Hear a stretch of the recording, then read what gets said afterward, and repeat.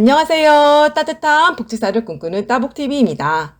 지난 7월 30일 정부가 내년도 기준 중위소득을 발표했어요. 제가 예전에 기준 중위소득으로 기초생활수급자가 될 수 있을지 없을지 여부가 결정된다고 했었는데요. 그래서 오늘은 내년도 기준 중위소득은 얼마인지, 기초생활수급자 기준은 어떻게 되는지 말씀드릴게요. 먼저 2022년도 기준 중위소득이에요.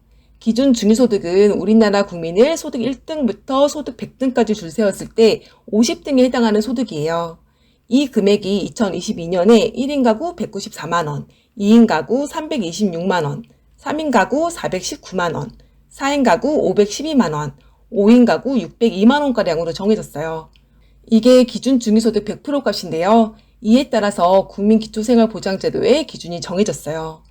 우리나라 기초생활보장제도는 중위소득 30%에서 소득 인정액을 차감한 다음 지원해주는 생계급여, 질병, 부상 등에 대한 의료 서비스를 제공해주는 의료급여, 임차료나 주택 개량 비용을 지원해주는 주거급여, 초중고등학교 학생의 수업료나 학용품비를 지원해주는 교육급여 등으로 나누는데요. 각 급여의 선정 기준이 기준 중위소득의 30%, 40%, 46%, 50%이니까 기준 중위소득 값의 이 비율을 곱해보면 지금 보시는 표처럼 금액이 나와요. 예를 들어보면 1인 가구가 생계급여를 받을 수 있는 기준은 58만원이고 3인 가구가 의료급여를 받을 수 있는 기준은 167만원이에요. 4인 가구가 주거급여를 받을 수 있는 기준은 235만원이고요.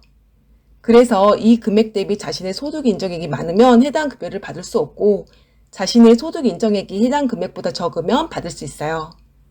예를 들어 내가 1인 가구인데 소득 인정액이 80만원이라면 생계급여는 받을 수 없지만 주거급여는 받을 수 있죠. 수급자 기준은 그렇고 차상이나 한부모, 긴급복지지원제도 기준은 어떻게 되는지 말씀드릴게요. 먼저 차상의 기준은 기준 중위소득 50%가 기준이에요. 그래서 교육급여 기준과 똑같아요.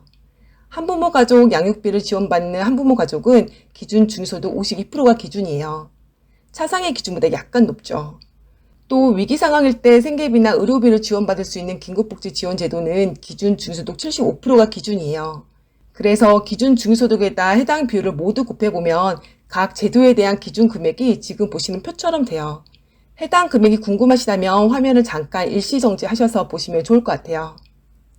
그럼 이제부터 내년에 각 급여별 수급비를 얼마 받을 수 있는지 말씀드릴게요. 먼저 생계급여예요.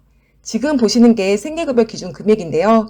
1인 가구는 올해보다 3만 5천원가량, 2인 가구는 5만 1천원가량, 3인 가구는 6만 3천원가량, 4인 가구는 7만 3천원가량, 5인 가구는 8만원가량 올랐어요.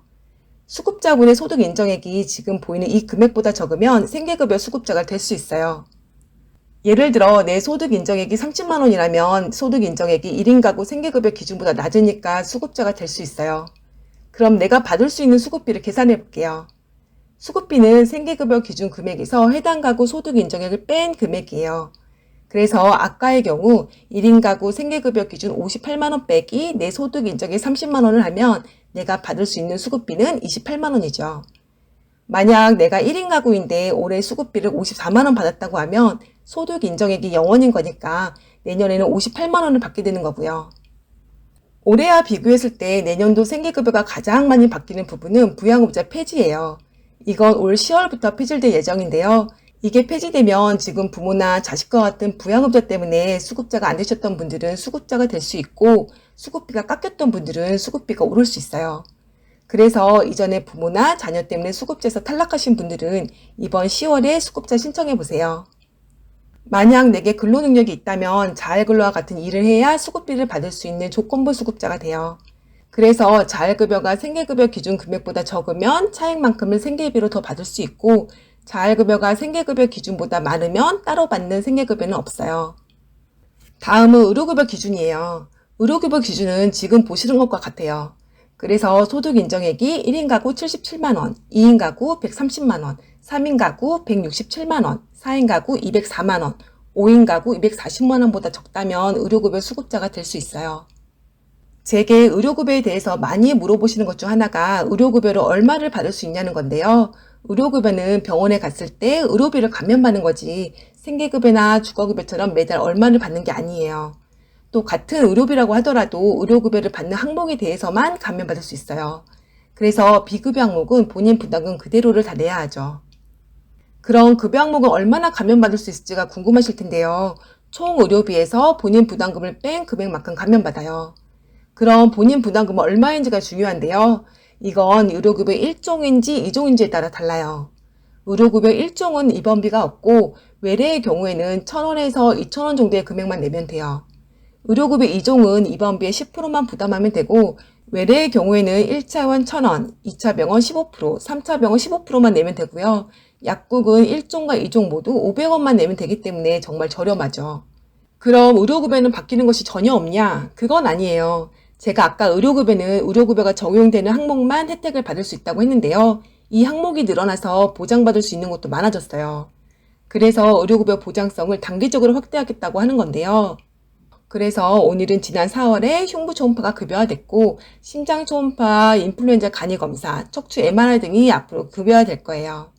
또 추가적인 초음파 MRI 항목에 대해서는 질환별, 정책 대상별 우선순위를 반영해서 단계적으로 급여하겠다고 하네요. 그 다음 주거급여예요. 주거급여는 수급자분의 소득과 재산만 보고 부양후자 근로능력을 안 봐요. 그래서 생계급여나 의료급여보다 받을 수 있는 대상 폭이 더 넓죠. 대신 주거급여 수급자는 생계급여나 의료급여 수급자와 비교했을 때 부가 혜택이 적어요. 오히려 이런 혜택은 차상위와 비슷해서 어떤 분들은 주거급여만 받는 수급자는 차상위 아니냐고 물어보시는 분들도 계시는데요. 차상위 아니고 수급자예요.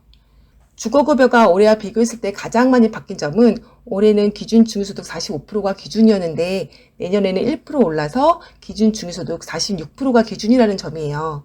그래서 소득 인정액이 1인 가구 89만원, 2인 가구 149만원, 3인 가구 192만원, 4인 가구 235만원, 5인 가구 277만원 이하라면 주거급여 수급자가 될 수 있어요.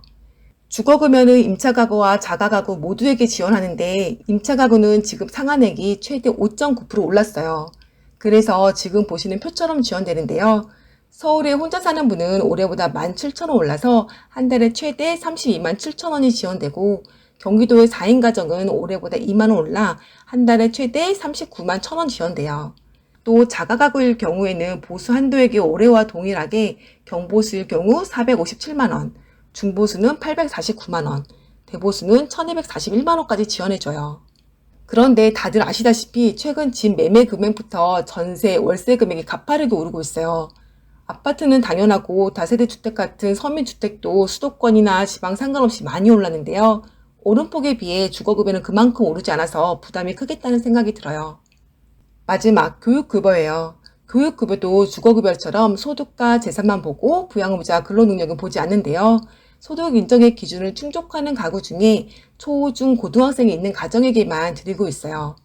그래서 우리 집 소득 인정액이 1인 가구 97만원, 2인 가구 163만원, 3인 가구 209만원, 4인 가구 256만원, 5인 가구 301만원 이하이고 초, 중, 고등학교 학생이 있다고 한다면 교육급여 수급자가 될 수 있어요.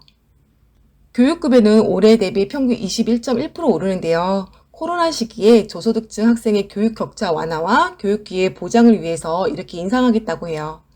그래서 초등학생이라면 33만 1,000원, 중학생이라면 46만 6천원, 고등학생이라면 55만 4천원으로 작년보다 4만 5천원에서 10만 6천원가량 올랐어요. 또 고등학생일 경우 교과서 대금과 입학금, 수업료 전부를 지원받을 수 있죠.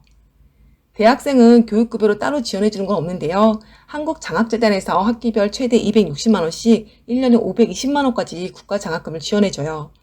또 수급자와 차상위, 한부모 가족의 경우에는 고른기회 전형이라고 해서 대학 입학 전형이 따로 있는 경우가 많이 있으니까 입시 준비하실 때 이 점도 생각해 보시면 좋을 것 같아요. 여기까지가 지난 7월 30일에 보건복지부가 발표한 기초생활보장제도의 각 급여에 대한 부분이에요. 그럼 오늘은 여기까지 하고 다음 시간에 또 뵙는 걸로 할게요. 오늘도 영상 시청해 주셔서 감사하고요. 나무나도 좋은 하루 보내세요.